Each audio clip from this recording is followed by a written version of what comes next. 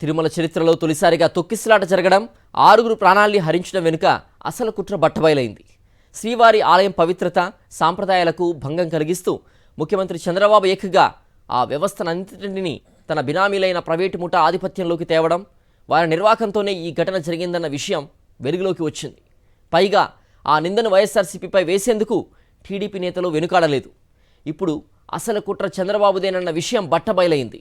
ఏపీలో 7 మాసాల కిందట ఏర్పడిన కూటమి ప్రభుత్వం ఇప్పటి వరకు అన్నింటా వైఫల్యం చెందుతూనే ఉంది. విజయవాడ వరద ముంపు నుంచి ప్రజల దృష్టిని మళ్లించడానికి ఇంతకుముందు కలియుగ ప్రత్యక్ష దైవం దేవాదేవుడి ప్రసాదంపైనే విషయం చెమ్మింది.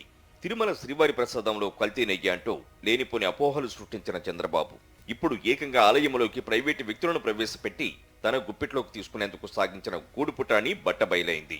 ఆర్టిఫిషియల్ ఇంటెలిజెన్స్ పరిజ్ఞానం అందించే ముసుగులో చంద్రబాబు తన బినామీ మూకను టీటీడీలో అనధికారికంగా చేర్చారు. తిరుమలలో క్యూలైన్ల నిర్వహణ, దర్శనాలు, ప్రసాదం పంపిణీ ఇలా సమస్తం ఆ ముఠాకే కట్టబెట్టాలన్న దురాలోచనకు తెగించారు.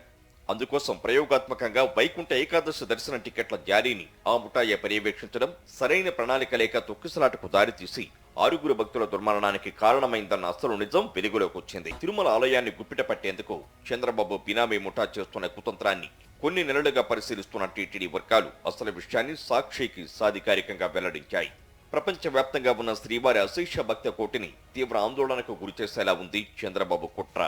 పవిత్రమైన తిరుమల శ్రీవారి ఆలయంపై తన బినామీలకు సైతం పెత్తనం కట్టబెట్టి యావత్తు టీటీడీ వ్యవస్థను హైజాక్ చేయాలని చంద్రబాబు కుట్ర పన్నారు. అందుకోసం ఏఐ పరిజ్ఞానాన్ని టీటీడీకి అందిస్తారంటూ ప్రైవేటు వ్యక్తులను టీటీడీలోకి ప్రవేశపెట్టారు. 2014 నుంచి 2018 మధ్య టీడీపీ ప్రభుత్వ హయాంలో ఫైబర్ నెట్ కుంభకోణంలో ప్రధాన నిందితుడిగా ఉన్న వేమూరి హరికృష్ణ నేతృత్వంలోని ఈ కుతంత్రానికి తెరతీశారు. చంద్రబాబు ఏరి కోరి నియమించిన తిరుమల అదనపు ఈవో వెంకయ్య చౌదరి అందుకు పూర్తి సహకారం అందిస్తున్నారు. వీరి సహకారంతో చంద్రబాబు కుమారుడు మంత్రి నారా లోకేష్ కు సన్నిహితులైన లక్ష్మణ్ కుమార్, చందు తోట అనే ఇద్దరు సాఫ్ట్వేర్ నిపుణులు గుట్టుచప్పుడు కాకుండా టీటీడీలోకి ప్రవేశించారు. వాస్తవానికి టీటీడీలో ఏదైనా పోస్టు ఇవ్వాలన్నా, కన్సల్టెంట్ గా నియమించాలన్నా అధికారికంగా ఉత్తర్వులు ఇవ్వాలి. టీటీడీ పాలక మండలి తీర్మానం చేయాలి. కానీ ఎలాంటి అధికారిక ఉత్తర్వులు, టీటీడీ పాలక మండలి తీర్మానం లేకుండానే లక్ష్మణ్ కుమార్, చందు తోట టీటీడీలోకి దర్జాగా ప్రవేశించారు.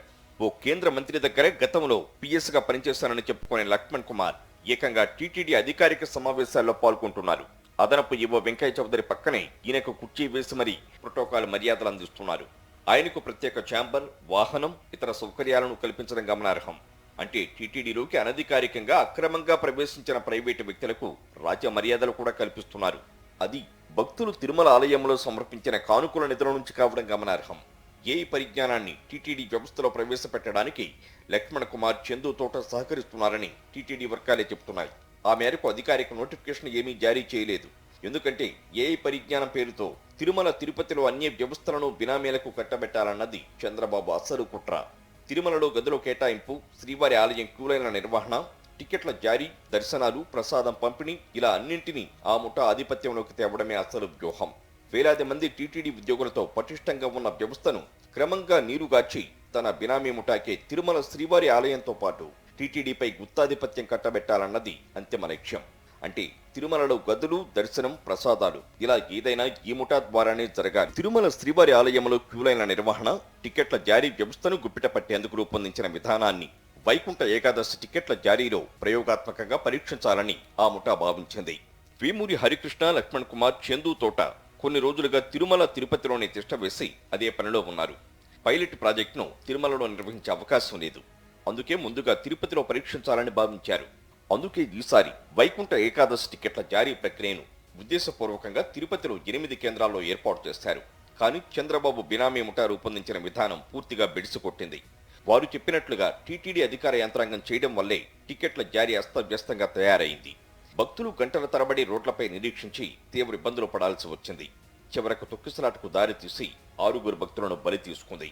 తమ ప్రయోగం వికటించి 6 మరణించారని తెలియగానే చంద్రబాబు బినామీ ముఠా విచారణ ఎత్తేసింది. వేమూరి హరికృష్ణ, లక్ష్మణ్ కుమార్, చందు తోట తిరుమల నుంచి గుట్టుచప్పుడు కాకుండా జారుకున్నారు. ఈ వ్యవహారమంతా బయటకు రాకూడదని తిరుపతిలో చంద్రబాబు పెద్ద డ్రామా నడిపించారు.